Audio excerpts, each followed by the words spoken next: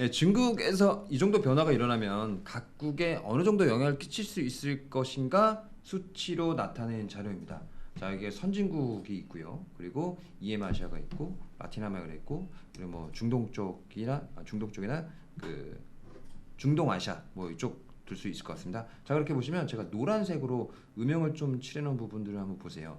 자, 그렇게 되면 대부분 중국에 인접해 있거나 네. 혹은 중국에 수출을 많이 하거나 혹은 중국과 원자재를 상당히 밀접하게 관계에 있어서 거래를 하거나 이런 나라들이죠. 자, 근데 상승률을 보세요. 굉장히 큽니다. 이거 엄청난 겁니다. 네. 예. 이 엄청난 세계 경기의 되돌림 현상이 지금 중국에서 나오고 있다는 겁니다. 근데 이게 연단이겠죠. 네. 분기 단위는 절대 아니겠죠. 이렇게 나오게 되면 아마 인플레 지금 15%갈 겁니다. 분기당 그렇죠. 나오게 되면 네. 그렇죠. 이 연단이에요. 그래서 이 연단위가 이렇게 올라가는데 자, 그럼 이 연단위가 언제 표시될까요? 지금 절대로 지표에 나오지 않아요. 절대 나오지 않습니다. 후행 지표인 건가요? 네, 그게 아마 적어도 저희가 가장 빨리 볼 수 있는 건 제가 계속적으로 강조를 드리지만 중국 PMI예요. 네. 그리고 중국 PPI예요.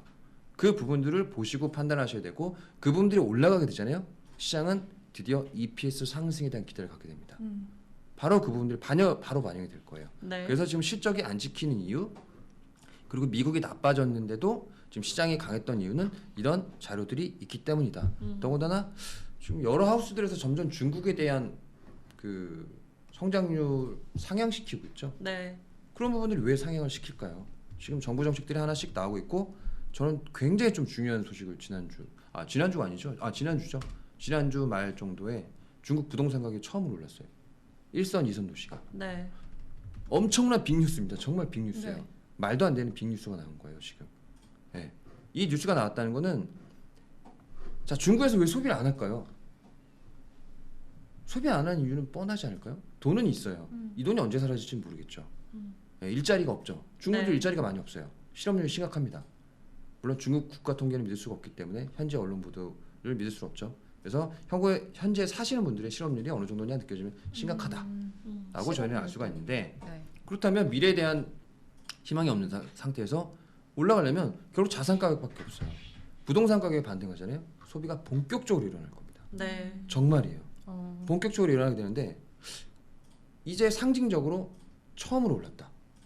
굉장히 정말 중요한 트리거 포인트예요.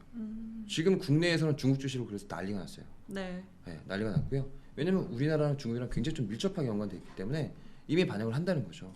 그래서 중국 소비도 지금 보복적인 서비스 수요에만 집중을 하고 있는데 이런 부동산이 빠지지 않고 버티기만 해도 제 생각엔 재화에 대한 소비도 분명히 턴어라운드 한다. 저는 그렇게 판단하고 있고요. 당연히 그렇게 되면 세계 경제에 미치는 GDP 영향력이 더 상반기보다 커질 것이다 라고 판단을 하고 있습니다. 그래서 아직까지 실적이 안 올라온 이유는 계속 제가 작년 11월, 12월 때부터 계속 말씀드렸지만 중국이 어떤 역할을 해줄 거냐에 따라서 EPS가 어느 순간 멈추고 어느 순간 업턴이 된다는 기대가 나온다.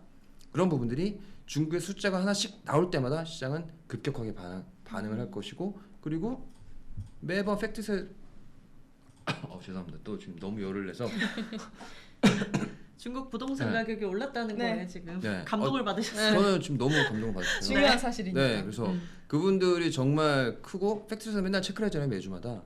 이게 어느 순간 EPS가 턴이 돼요. 반드시 턴이 될 겁니다. 그래서 그 턴이 되는 순간을 지금 시장을 기다리고 있는 거고, 그래서 그 순간들을 보고 뭐 노랜딩이라는 말도 지금 나오고 있는 거고요. 네. 사람 좀 이거는 해석이 먼저인지 아니면 사실이 먼저인지 모르겠는데 소매 판매를 보고 물론 그 얘기가 나왔지만 네. 저 개인적으로 노랜딩이라는 기대는 EPS의 상승 기대감을 보고 저는 판단하고 있다고 봅니다. 그래서 노랜딩이라는 단어 그렇게 사용하고 있다고 보고요. 근데 저는 분명히 노랜딩 아니라고 봅니다. 약한 침체 온다고 봅니다. 하반기쯤에. 그래서 네. 그런 부분들을 좀 참조해 주시고요. 그리고 마지막으로 자 EPS하고 중국이 어느 영향을 미치고 PMI가 이렇게 된다라고 말씀드렸고 넘기기 너무 힘드네요. 스크롤. 자, 자료가 어마무시하게 스크롤 위험하네요. 있네요. 죄송합니다. 자, 죄송합니다. 자, 이거 이 표만 보시면 됩니다. 제가 이제 보기 좋게 있어가지고 따온 자료인데, 자, 미국에서도 유동성이 늘었다고 나왔어요. 자, 그 연준의 밸런스 시트를 좀 잘 보셔야 됩니다. 이것까지 해결하시게 되면 상반기 유동성 문제가 어떻게 흘러가게 되는지 아마 웬만하면 다 파악하실 수 있으실 것 같아요. 자, 이게 무슨 강의 같아서 좀 그런데, 자, 이게 밸런스 시트입니다. 이거 하나에서 나온 건데요. 연준의 자산은 이렇게 구성이 되어 있고요. 부채는 이렇게 되어 있습니다. 근데 저희가 주목해야 될 점은 제가 노란색 쳐놓은 거 있죠. 이게 위에가 금리 부분이고요. 이 부분이 자산 부분입니다. 그리고 이 TJ라는 걸 꼭 알아두셔야 되는데요. 네. 정부의 통장이에요. 미 재무부의 통장이에요. 네. 그게 연준에 있습니다. 그래서 이 부분이 어떻게 움직일 것인가 향을 보셔야 될 것 같고, 지금 문제가 되고 있는 부분이 뭐죠? 바로 부채 협상 난항을 겪고 있다. 그죠? 안 되면 안 될수록 지금 유동성 공급 효과가 더 있습니다. 네. 네, 더 있는 상태고요. 이 TJ 잔고가 지금 저는 알기로 계속 줄어들고 있어요. 그러면 시중에 방출이 된다는 얘기예요. 그리고 방출하기 위해선 단기채를 어떻게든 찍어서 만들어야 되는데, 그 단기채를 흡수할 수 있는 게 바로 여기에 보시면 중요한 게 있죠. 2조 4천억 달러 RRP, 아까 제가 RRP라고 말씀드렸던 영래포입니다. 네. 이 부분은 연준에다 은행에 그냥 돈을 맡기면 그냥 주는 거예요. 매일 그냥 매일 초단기로. 근데 이게 얼마일까요? 4.51%죠. 4.51%? 그래서 되게 중요하다는 거예요. 하단을 항상 지지해 줄 수 있는 금리가 4.51%짜리가 있기 때문에 4.5%를 안 뚫고 기준금리가 효과적으로 유지가 되는 겁니다. 네. 그 상단도 당연히 제한하는 게 있어요. 그래서 IOER이라고 4.65짜리가 있죠. 그래서 이 부분을 잘 기억해 주셔야 하는데, 아까 전에 제가 2년물 기간물부터 시작해서 1년 단기물까지 금리가 다 4.5가 넘었다고 했죠. 네. 자, 그렇다면 돈이 어떻게 움직일까요? 나중에 FOMC가 끝나고 나서 페드가 금리를 진짜 안 올리겠구나, 진짜 많이 가봤자 5%겠구나, 그러면 갑자기 시장이 돕니다. 돌 때 영래포에서 더 좋은 수익률을 찾으러 오겠죠. 네. 그럼 그게 시장에 뿌려지는 돈이 됩니다. 그럼 유동성 공급 효과가 나오는 거예요. 네. TGI야 RRP 이런 것들이 돌아서 지금 큐티를 하고 있는데 돈이 뿌려지게 되는 효과가 나오는 거죠. 그래서 그런 부분들이 지금 시장을 지탱하고 있는 거다. 근데 지금 급격하게 금리가 올라서 지금 시장이 멈춰 있는 거죠. 네. 나 우선 금리가 더 올라서 예를 들어서 1개월짜리가 4.7이에요. 근데 4.9까지 갈 것 같아요. 지금 네. 누가 사요? 안 사잖아요. 네. 왜 안 사잖아요. 0.2 그렇죠. 0.2 손해 보는데. 그래서 4.9 되면 살 거야. 그러니까 안 움직이는 거죠. 이런 부분들이 지금 유동성 측면에서 상당 부분 시간을 재고 거리를 재고 금리와의 거리를 재고 있는 상황이죠. 그래서 유동성 부분을 제가 한 2주 전부터 설명을 드리려고 했는데 지금 네. 오늘 총 묶어서 설명을 드리는 거고. 네. 목 아프네요. 또 댓글에 오늘 날 잡으셨다고. 네, 목이 좀 아픕니다. 네. 자, 지금 노력으로 유동- 복습하겠다고 하십니다. 네, 하여튼 유동성은 지금 현재 부분에서는 우호적인 상황이다. 그래서 네. 지수가 안 빠진다. 그렇게 봐주시면 돼요. 그럼 그리고 의사록이 분기점이 될 수도 있겠네요. 굉장히 중요해요. 그래서 계속적으로 말씀드리는 게, 이 의사록 분기점 넘으면 제가 말씀드렸죠. 3월 말에서 4월 초까지 조심하지 않으셔도 된다. 왜냐면 지수가 크게 내릴 게 없죠. 유동성이 계속 공급 중인데. 자, 그렇다면 3월 말에서 4월 초 미리 말씀드려보자면, 아까 전에 중국하고 일본이 주도적으로 지금 자금을 공급했었죠. 네. 언제까지 지금 페드에서 이 계정 RRP 금리라든지 TJ 쪽에서 공급이 돼서 QT를 뭐 똔똔이라고 하죠, 보통. 상쇄시키는 건데 계속 진행될 수는 없어요. 근데 아까 전에 일본이 변할 수가 있다. 주도적으로 일본이 많이 돈을 공급해 줬었거든요. 일본이 바뀌잖아요. 네. 어떻게 바뀔지 모르겠지만. 그래서 그때까지는 이번 FOMC 회의록을 기준점으로 삼고 잘 버티게 되면 지수에서는 큰 폭의 변화가 없을 확률이 높다.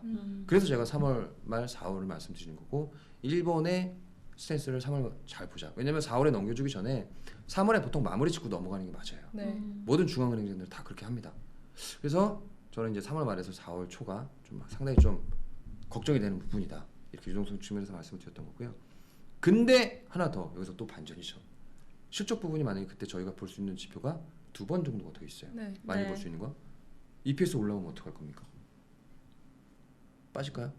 안 빠지겠죠. 유동성이 빠진다고 해서 쉽게 빠지잖아요. 음. 네, 그래서 저희는 시간을 번 거고, 그 시간을 벌기 위한 최종 허들은 지금 FOMC 회의록이다. 네. 이 회의록의 기준에 따라서 저희가 어떻게 움직일 건지 바로 정하셔야 된다. 굉장히 중요한 날, 정말 중요한 날이다. 네, 1분기 때 가장 중요한 날입니다. 네. 저 이전에 지표 나올 때 괜찮아요 다 네, 넘어갔잖아요. 네, 맞아요. 이 1분기 때 저는 이 지표가 가장 중요하다고. 음. 그래서 FOMC 회의록을 보통 FOMC 밤새서 보시잖아요. 회의록을 이번에는 밤새서 읽어보시면 됩니다. 네. 새벽 4시 정도였던데요. 네네. 네. 그러니까 생방송으로 뭐 FOMC 결과를 생방송으로 보시잖아요. 그 노력을 이번 회의록 때 한번 쏟아보시라. 그만큼 이렇게 중요하다.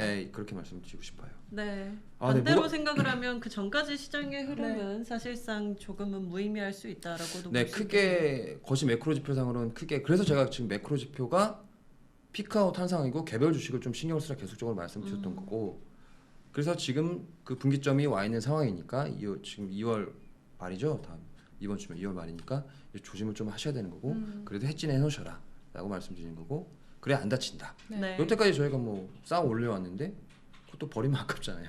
그래서 해지를 일부라도 하셔라라고 말씀을 드렸던 거고요.